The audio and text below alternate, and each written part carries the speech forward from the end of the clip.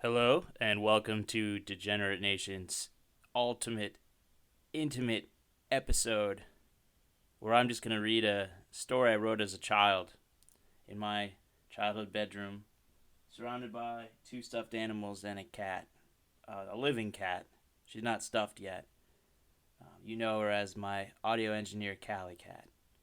I'm also drinking an O'Doul's for the ambience. Mmm. Oh, taste it. Taste the surrender. All right. So I was a weird child. I like to write stories, and I made stories for my stuffed animals and baseball cards for them and such. And well, this is not going to be a baseball card. This is a full-length story. I don't know how long it is. I'm not going to look. I don't know if there's an end to it or what. I'm just going to read it and maybe offer some commentary as well. I figure it might be a good escape from all the stuff's going around in the world. Maybe you want to just tune in for a little adventure story written by a 12 or 11-year-old, whichever I was at the time. And it was written in 1993 or 94. I'm not really sure, but I remember I was not, I don't believe I was in middle school. Because I probably would have been jerking off if I was instead of writing. It's probably why I stopped, actually. Probably got into middle school and was like, that's writing's cool and all, but I'm going to jerk off the VH1. All right, let's do this. Okay, this story is called Galactic Warriors by me, Andy. And there's a tagline, and that is, they're cute, they're cuddly, they're dangerous. They're the Galactic Warriors. I even had a table of contents. Apparently there's 12 chapters at least. There we go. And the illustrations on certain pages. Okay, I'll describe the pictures when I see them, maybe. Or I'll just pretend like you can see them. Okay, Galactic Warriors, Chapter 1. In the year 2222, on the galaxy of Crouton, there was a planet where a problem happened. The planet was Eggnog, and the problem was the birth of WizKid. WizKid was more than just a problem. WizKid was a disaster. Many citizens of Eggnog thought he was a problem child because of his weird parents. WizKid was brought onto Eggnog by Giggles and Bobo the clown. His father, Bobo, was once caught trying to squeeze Timmy the teddy bear to an early death. His mother, Giggles, wasn't innocent either. She once tried to assassinate Lolo, the president of Eggnog, with a poison umbrella. Any way you look at it, WizKid is one baby with an attitude. He has to have a special formula to control his temper. Bobo and Giggles have to tell jokes and sing stupid songs to make WizKid go to sleep at night. Bobo and Giggles aren't natural Michael Boltons and Whitney Houstons. Again, this is 93 or 94. Whitney was still alive. For one reason, Bobo doesn't have that much hair, and Giggles doesn't have a big mouth like Whitney. And for another reason, Bobo has a hernia. What the fuck? In the middle of their duets, and Giggles would have a heart attack if she tried to hold out a note like Whitney did in "I Will Always Love You." Believe me, if they made an album, it wouldn't be in the top 40. It would be off the charts, literally. It's right about 2022, and he's fucking talking about fucking Whitney Houston. That's great. Meanwhile, on the planet of Nacho, the Galactic Warriors were playing computer games on Know-It-All. Anyone want any breakfast? Said Mike the monkey. Not right now, replied Frosty the hitman. Can't you see I'm busy? You snooze, you lose, said Mike. Where would you be without Know-It-All? He asked. In the middle of nowhere selling used gasoline for passing ships, replied the rest of the Galactic Warrior team. Get a life, guys, said Mike sarcastically. Okay, so this picture, it shows the chart of the Bobo and Giggles record, and then the baby looking like super pissed off and the fucking, his feet are like not human feet, it looks like. I'm only counting 4 toes and 4 fingers, but it looks like a human. It's not a very good drawing.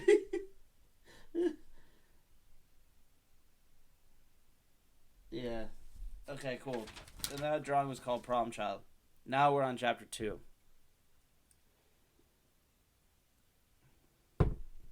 Alright. 5 years later, in 2227, WizKid really became a problem child. By now he was past the terrible 2s, 3s, and in his case, the terrible 4s. Now he was ready for the fatal 5s.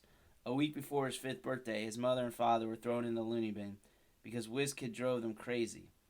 He also caused Lolo to lose her job as president of Eggnog by hypnotizing the media into electing him as president. He won the election by a lopsided margin. The only citizens who voted against WizKid were Bobo and Giggles. They voted for Fred, the used ship salesman, because they got a good 300 galactics deal on a used X-18. Note, 1 galactoid is worth 15 cents on Earth. Figure it out yourself. Eggnog Chronicles. WizKid wins election. That's awesome. Alright. After 2 weeks of press conferences and speeches, WizKid finally moved into his presidential mansion. But he wasn't satisfied. He called up his lawyer and told him to use the crew who helped build the presidential mansion. To sue them. Sorry, not use it. Then he called up the members of the Eggnog government so he could have a meeting. All he did at the meeting was complain and talk about raising taxes. The government wouldn't agree, so he had to hypnotize them so they would agree. A month had gone by since he was elected, and in that month he had done the following. Participated in 5 press conferences, 10 speeches, 3 government meetings, reconstructed the presidential mansion, raised the taxes 4 times, asked for a salary raise 15 times, chewed out the emperor on the phone twice, and just the other day, President WizKid started the biggest war of the millennium.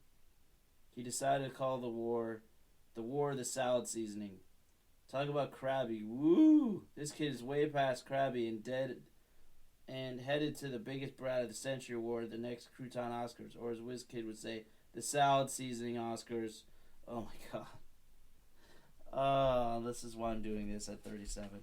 The next day, WizKid decided to make his biggest move yet. His next hideous plan was to take over the job as the Emperor of Crouton. He was going to hire his own secret soldiers to make up an army of his own.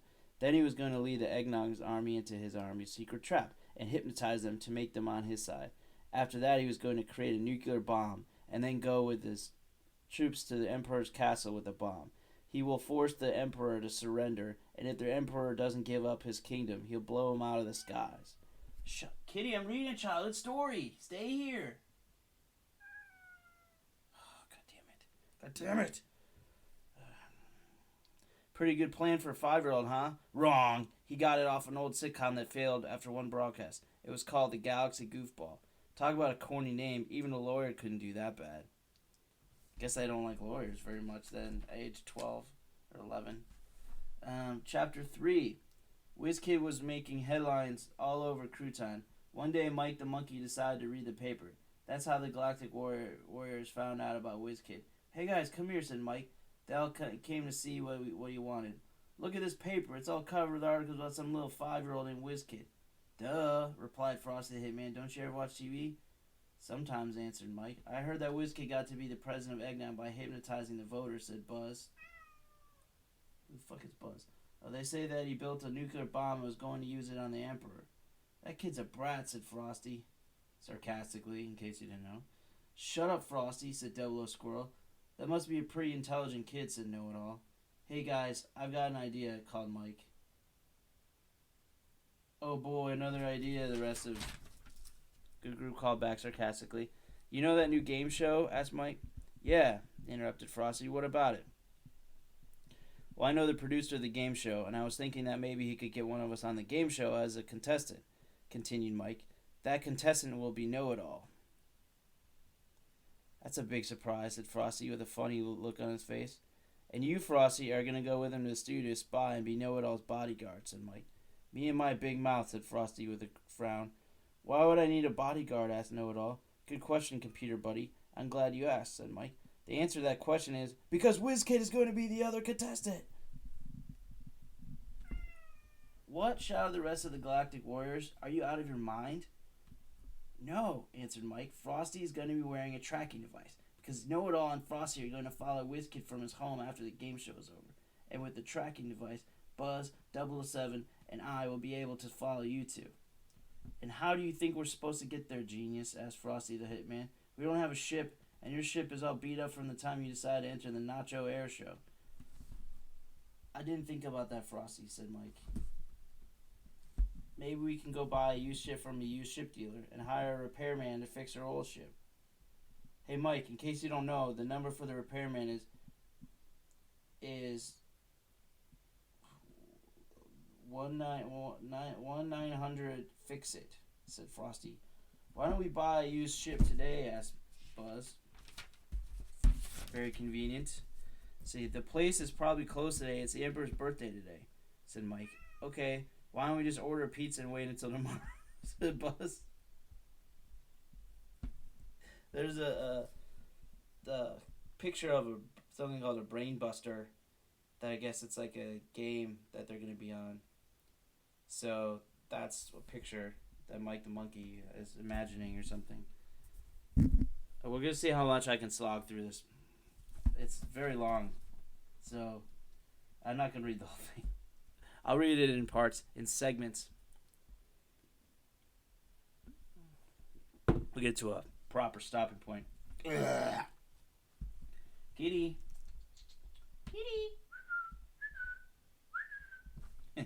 Chapter 4. Early in the morning, the Galactic Warriors woke up to scrounge around for money. When they found enough money, 500 galactoids, they called up a taxi to take him to Bill's used ship lot.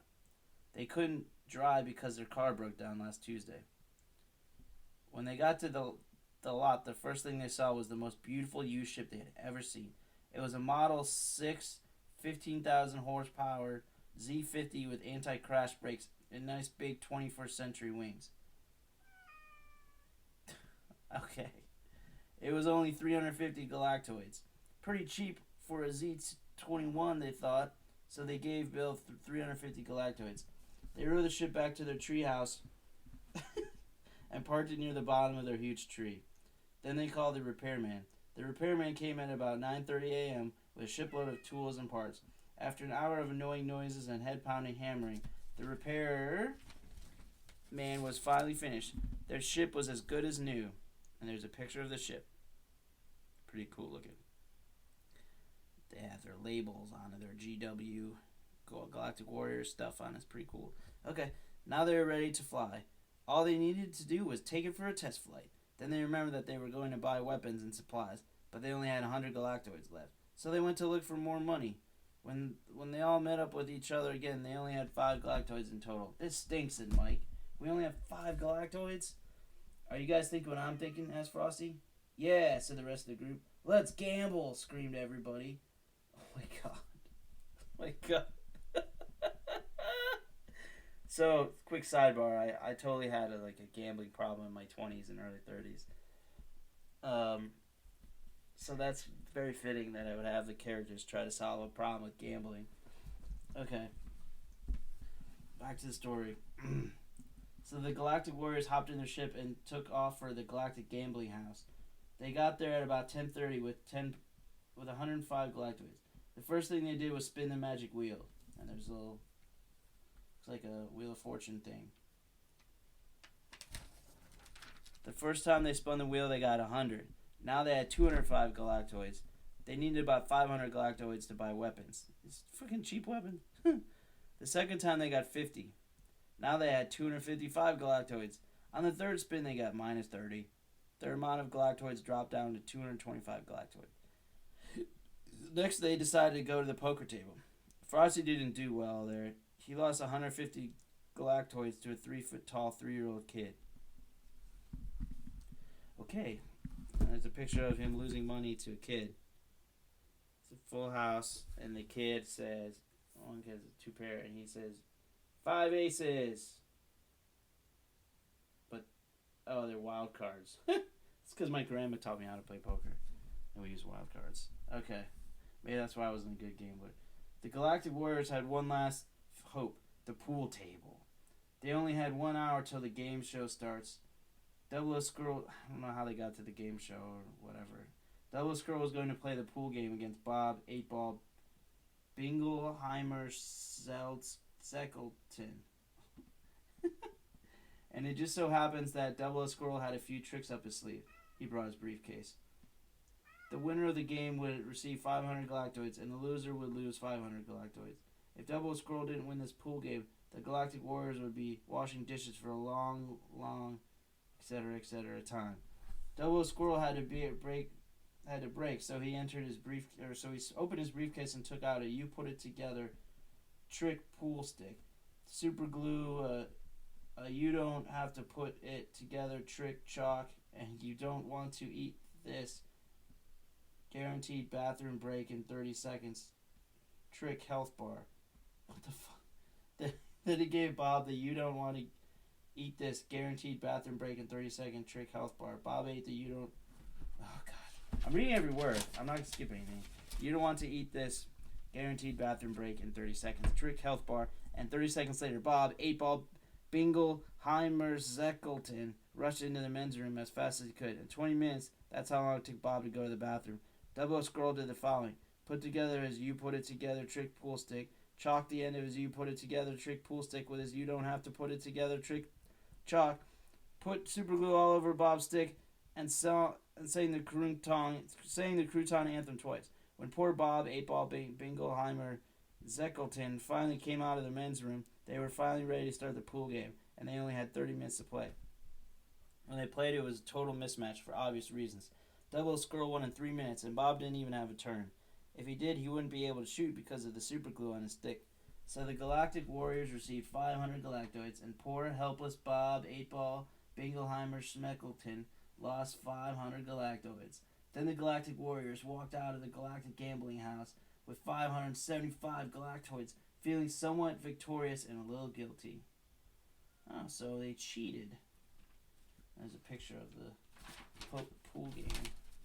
So I created a story where these creatures go to a gambling house, lose money to a 3-year-old, and then it's ridiculous.